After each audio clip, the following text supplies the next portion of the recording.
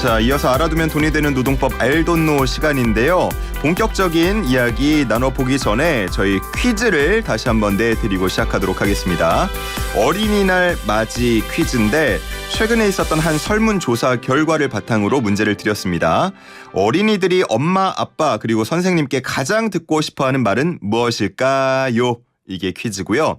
1번 사랑해, 2번 오늘 학원 가지마 놀아, 3번 게임 그래 좋아 딱 1시간만 더 해, 4번 어고고고 우리 강아지 잘할 수 있어 파이팅입니다. 자, 정답 아시는 분은 단문 50원, 장문 100원, 샵 0945로 보내주시면 됩니다. 참고로 오늘 정답은 저도 지금 아직 받지 못해서요. 제가 초등학생이다라고 생각하면 추억을 좀 돌이켜보면 저는 그 중학생 때까지 프로게이머를 꿈꿨던 입장에서 게임 더 하라 이 말만큼 좋은 게 없었거든요. 과연 오늘 정답은 뭘지 제작진이 노래 힌트를 준비했다고 합니다. 노래 힌트 함께 들어보시죠.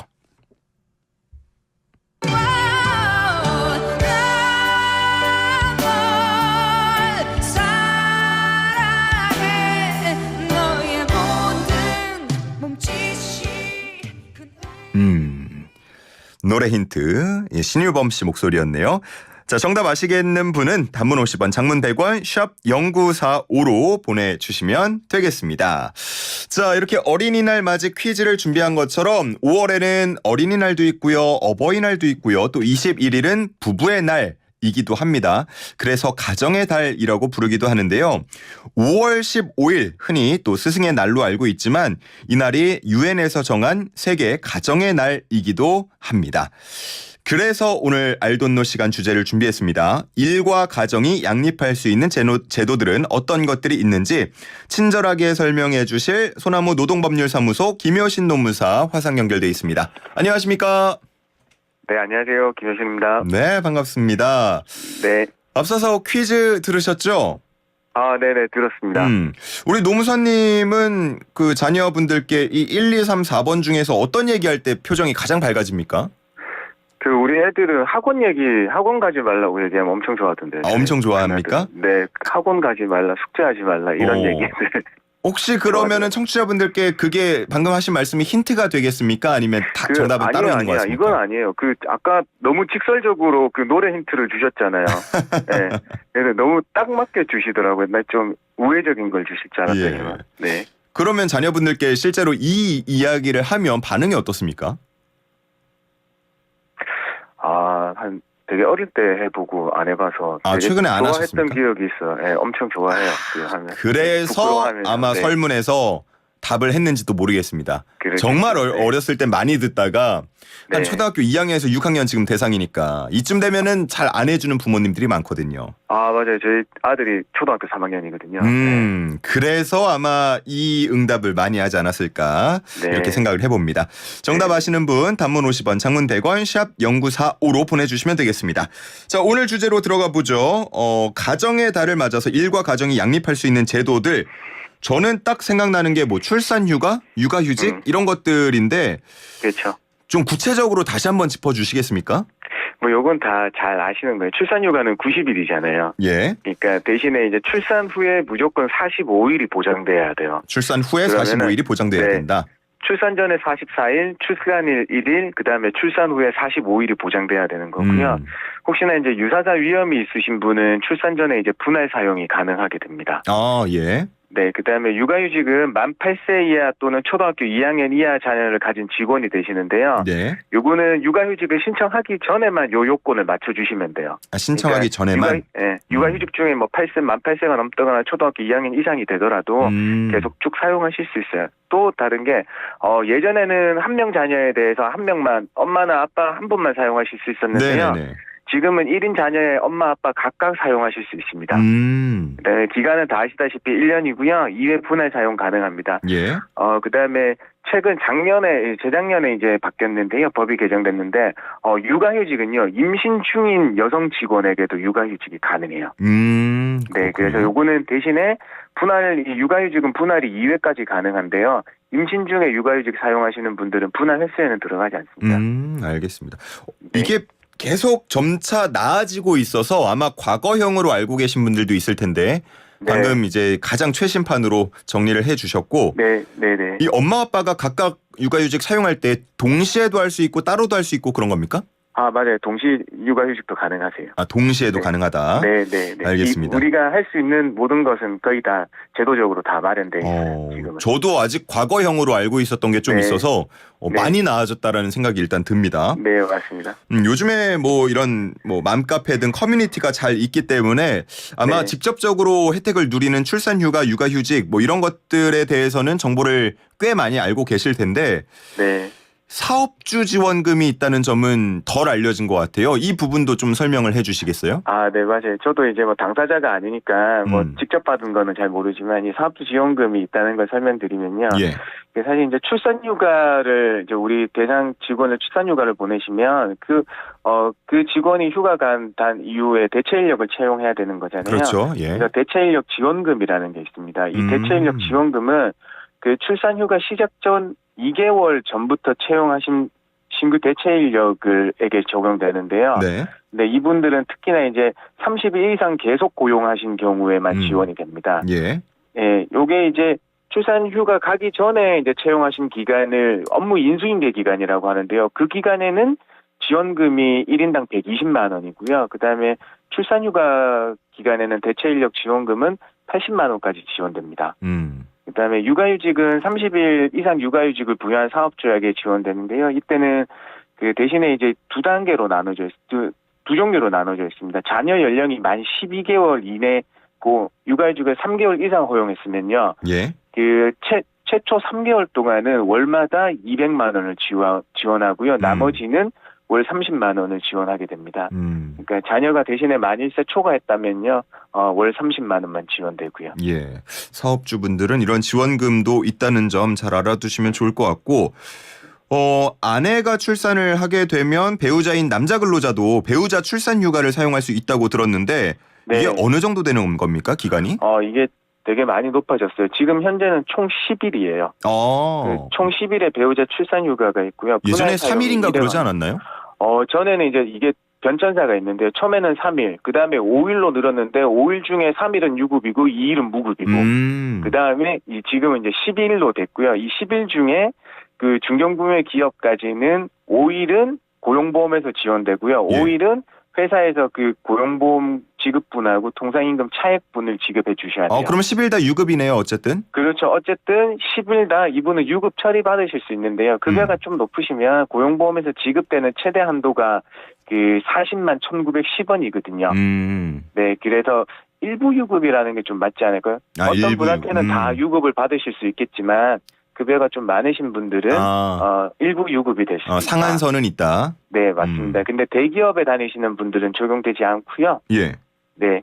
그다음에 특이한 점이 있어요. 이 출산휴가 10일 같은 경우에는 그 이분들이 토요일, 일요일이나 휴일 날에는 근로제공 의무가 없잖아요. 그래서 이거는 배우자 출산휴가 기간에 포함되지 않습니다.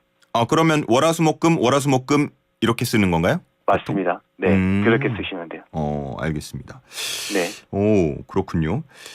4789님께서 배우자 출산휴가 사용했는데 근무를 안 했기 때문에 이게 결국은 결근과 같다면서 주휴수당을 공제했다고 합니다. 이렇게 해도 되는 건가요? 이게 안 돼요. 이게 이제 휴가 가시니까 결근이 아니고 근무를 안 했다고 하는 의미는 결근의 의미하고 똑같으니까 회사에서는 근무 안 했으니까 그중 만급 못 했으니까 주휴수당을 그냥 안 나간다 이렇게 생각하시는 경우들이 많거든요. 근데 이거는 자기에게 법상 부여된 권리의 행사이기 때문에요. 그 출근한 것으로 간주됩니다. 네, 그렇기 때문에 예를 들어서 만약에 배우자 출산휴가를 그 수요일 날 가셨잖아요. 그러면은 월요일, 화요일에 개근 여부를 가지고 그 주휴수당 지급 여부를 판단하시면 되는 거거든요.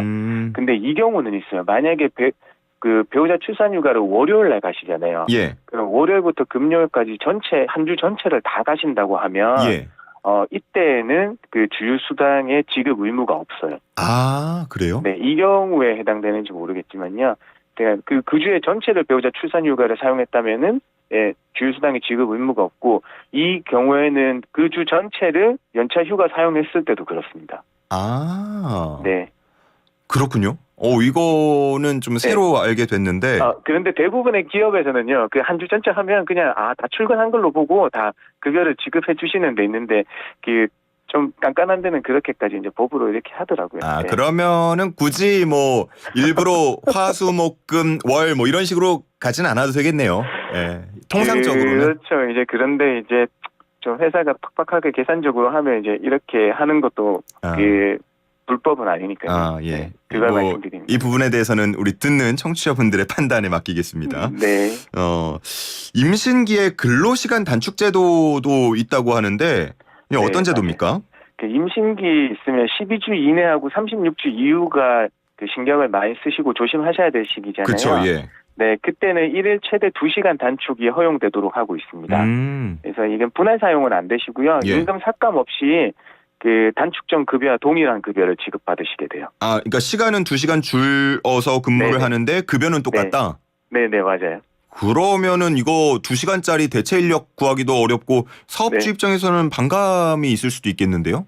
네, 그렇죠. 그래서 조금 언짢아하시는 분들 많은데요. 예. 네, 여기에 대해서 이제 지원금이 또 있습니다. 워라밸 일자리 장려금이라고 하는데요. 예. 최소한 1개월 이상 단축 근로를 허용하고요. 그다음에 그 단축 근로를 이제 파악해야 되니까 전자적 방법에 의해서 근태 관리하시면요. 예. 월 최대 50만 원을 지원해줘요. 그래서 지원 기간은 최대 1년 범위거든요. 예. 네, 그래서 잘 활용하시면 괜찮습니다. 저도 이거 우리 직원 활용해주고 그랬거든요. 그래요? 네. 알겠습니다. 이게 또 2시간 정도 줄어드는 것만 해도 네. 정말 또 크잖아요. 임신하신 분들에게는. 그렇죠. 엄청 되게 생산성이라 그러면 좀 그렇지만 되게 업무 집중도가 올라가더라고요. 그리고 저는 지원금 이런 거 살뜰하게 챙기니까요. 예. 건강 관리에도 도움이 될 것 같고 여러 가지 또 임신하다 보면 다녀야 될 곳들도 생기니까요. 네, 맞습니다. 애사심이 좀 높아져요. 이런 거 잘 해주고 하면 그냥 시간도 벌 수 있을 것 같고요. 네. 요즘에 또 난임 부부들이 워낙 많잖아요. 네. 근데 이제 난임을 좀 해결하기 위해서 여러 가지 시도들을 하고 또 시술도 받고 하는데 이와 관련한 휴가나 제도가 부족하다는 목소리도 나와요. 맞습니다. 어떻습니까 지금 실정이? 이게 사실 이제 난임 치료가 연간 3일 보장되거든요. 3일이요? 네, 3일 보장되는데 이거는 1일 단위로 사용 가능하고요. 예. 그래서 이게 최초 1일만 유급이고요. 2일은 무급으로 처리됩니다. 네. 그래서 아직까지 좀 많이 부족해요. 다른 제도들이 되게 굉장히 잘 돼 있는 거에 비하면은 아직은 시작 단계인 것처럼 느껴지는데요. 그렇죠. 이제 법상 최저 조건을 최저 근로 그 조건만 정해놨으니까요. 요거를 좀 더 상향시킬 필요가 있지 않을까 싶습니다. 요즘 그런 얘기 많이 하더라고요. 안 낳으려는 부부들에게 낳으라고 강요하는 그런 제도들 말고 낳고 싶은데 못 낳는 부부들한테 도움을 좀 많이 줘라. 그런 목소리도 있는데 아마 이런 난임 관련된 휴가 혹은 제도의 필요성에 대해서 말씀을 하시는 것 같습니다. 네, 맞습니다. 자, 출산휴가, 육아휴직 등등 지금 쭉 알아봤는데 7451님께서는 이런 궁금증이 있다고 하셔요. 이게 직군이나 혹은 직종에 따라서도 다 구분이 되는 건지, 그러니까 공무원이면 되고 아니면 안 되고 혹은 반대일 수도 있는 건지 그런 것들 궁금해하시네요. 이게 결국에는 제가 소개드리는 건 근로기준법 적용받으시는 분들은 다 적용되고요. 예. 그다음에 직종이나 업종 본인이 하시는 일 그다음에 이 근로자 수 규모를 가리지 않습니다. 예전에 5인 미만 사업장은 이것저것 다 예외고 그랬잖아요. 그런데 이걸 바로 모성보호 관련 조항이라고 하거든요. 그러니까 이 모성보호 관련 조항들은요. 1인 이상 사업장이면 다 적용돼요. 1인 이상이면? 네, 그 다음에 더 나아가서, 특히나 이제 우리 강행 규정이라고 하는 거거든요. 신청만 하면 바로 해줘야 되는 것. 예. 이게 바로 출산휴가, 육아휴직, 임신기 근로시간 단축제도, 이거는 신청만 하면 바로 회사에서는 어떤, 그게 없이 그냥 바로 해줘야 되는 거거든요. 잠깐 앉아봐, 우리 논의해보자. 이거 안 되는 거잖아요. 그렇죠. 법에 의하면 그냥 강행 규정에서 바로 적용되는 거니까요. 네, 그래서 그만큼 강력하고요. 강력한 반면에 사업주는 반발이 있을 테니까 거기에 대한 지원금을 드리고 있는 거거든요. 네, 그래서 그 지원금 많이 좀 챙기시면 회사로서도 괜찮으실 거예요. 네. 알겠습니다.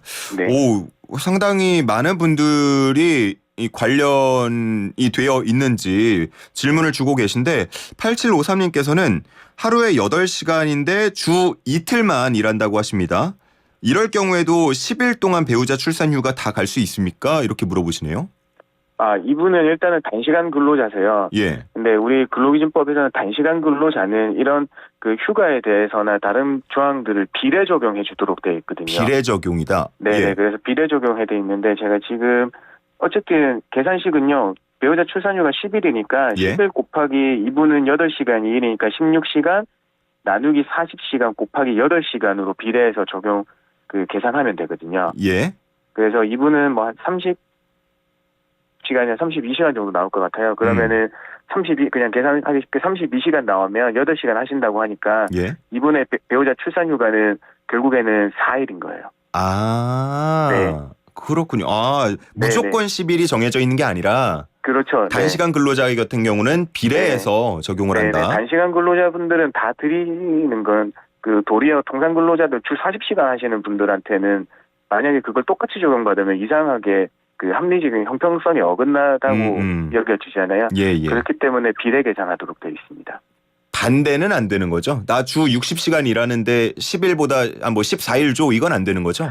그거는 결국에는 우리 법제에서는 소정근로 시간은 8시간이에요. 일일 8시간이니까 예. 나머지 8시간을 초과하는 시간들은 다 연장 근로로 잡히는 거거든요. 예. 그 연장 근로는 근로의 의무가 없는 거예요. 원래는. 네, 소정 근로만 근로의 의무가 있는 거니까 다 거의 모든 게 8시간에 맞춰져 있습니다. 알겠습니다. 네. 0911님께서는 육아휴직 후에 복직을 못하고 있습니다. 라고 하시면서 육아휴직 사후 지급액도 받지 못했고요. 이에 대해서 사측이나 정부에서 지원을 받을 수 있을까요? 이렇게 질문을 주셨는데요. 복직하지 못하셨던 이 상황이 지금 퇴사하신 건지 어떤 상황인지 잘 모르겠어요. 회사에서는 이직을 자꾸 권유하고 있다고 하고요. 퇴사를 권유하고 계시는군요. 예, 좀 돌아가기가 쉽지 않은 상황인 것 같습니다. 네, 그래서 원래 이제 법에서 이런 경우를 가정해서 법에서는 육아휴직을 종료한 근로자는 동등한 수준의 임금이나 원래 있었던 자리에 복직을 시키도록 돼 있거든요. 예. 그래서 요 회사는 요 규정을 어기고 있는 것 같습니다. 문제가 될 수 있을 것 같은데요? 네, 맞습니다. 네. 그래서 이분은 그다지 회사하고의 다툼의 영역으로 가시고 싶지 않으니까 문의를 주신 것 같은데요. 맞아요. 지금 보면은 어쨌든 그래서 사측으로부터 제안을 받고 이직을 좀 알아보고 계시다고 하는데 아무래도 수입이 없으니까 힘들다고 이 부분을 고민을 하시는 것 같아요. 그렇죠. 이제 그 부분에 대해서는 회사하고의 조금 회사도 어렵고 법하고는 다르게 잘 해결될 수 있게 어떻게 할 건지 조금 협의를 조금 해보셨으면 해요. 그래서 왜냐하면 지금 결론적으로는 이 문의 주신 분이 우위를 점하고 있으시긴 해요. 네, 복직시킬 의무가 있거든요, 회사는. 예. 네, 그렇습니다. 알겠습니다. 자, 요 정도 알아보고요. 네. 저희 질문 하나 더 들어와서 저희가 시작 전에 들어온 질문이라서 이거는 가족과는 관련이 없지만 좀 드려보겠습니다. 퇴직금 관련 문의고요. 네. 예전에 한번 저희가 다룬 적이 있어요. 이게 1년씩 계약하는 그런 기간제 근무자인데 하루를 빼고 계약하는 방식이죠. 그러니까 올해 같은 경우도 1월 2일부터 12월 31일까지 이렇게 하루 부족하게 계약을 하면서 퇴직금이 없다라고 이야기를 들었다고 합니다. 그런데 비슷한 사례를 인터넷이나 이런 데 보도를 통해서 보니까 퇴직금을 받은 사례가 있다고 해서 이게 받을 수 있는 건지 없는 건지 궁금하다는 의견 주셨어요. 좀 짧게 정리 좀 부탁드려도 될까요? 네네, 맞습니다. 이분께서는 1년 단위로 계약을 하시지만요. 퇴직금의 지급을 면탈하기 위해서 이런 계약을 하신 것 같아요. 예. 예, 이게 한 번에 그치지 않고 여러 번 반복되어 있다고 하면 계속 근로로 인정을 해야 되거든요. 예.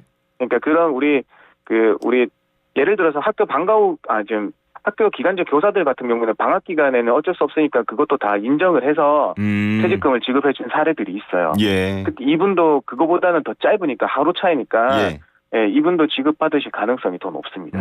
알겠습니다. 네. 자, 도움이 됐으면 좋겠고요. 오늘 알돈노 시간은 여기서 마무리하도록 하겠습니다. 오늘도 감사합니다. 네, 고맙습니다.